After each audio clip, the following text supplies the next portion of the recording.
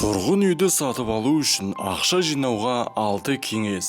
Ең алдымен ай сайынғы шығындарға талдау жасаңыз. Қаражаттың қайда жұмсалып жатқанынан толықтай хабар болу үшін бір ай бойында бүкіл дерлік шығындарды тиянақты түрде жазып отыру керек. Бұл өте маңызды. Нәтижесінде 40%-ға дейінгі шығындар керек емес заттарға немесе импульсивті сатып алуларға келетінін білгенде сіз өте қатты таңданасыз.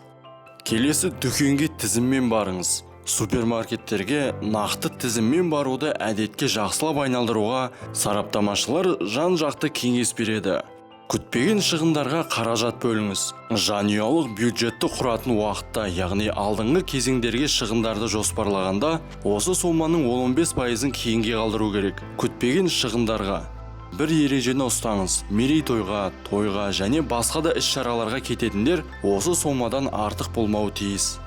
Қосымша ақша көзін табыңыз. Сіз пәтерді де қаласаңыз, қосымша ақша көзін табыңыз. Кешкілікте такси жүргізуге, аудармамен айналысуға, бизнес жоспарларды нақты жазуға болады. Қосымша ақша көздерін табуға бізде мүмкіндіктер жетіп артылады. Келесі, ақшаны сақтау тәсілін таңдаңыз. Тағы бір айтарлықтай маңызды мәселе артылып қалған ақшаны және де сіз қосымша тапқан қаражатты сақтаудың тәсілін таңдау. Пәтер сатып аламын дегенше, сіз ақшаны қайда сақтау жоспарыңызды анықтап та алыңыз. Ақшаны үйде жинамай, банктік есеп-шотты таңдайтыныңызға күмән жоқ. Себебі ақшаны үйде сақтау, оларды жұмсамау, бұл сіздің қолыңыздан келе қоймайтын өте күрделі тапсырма.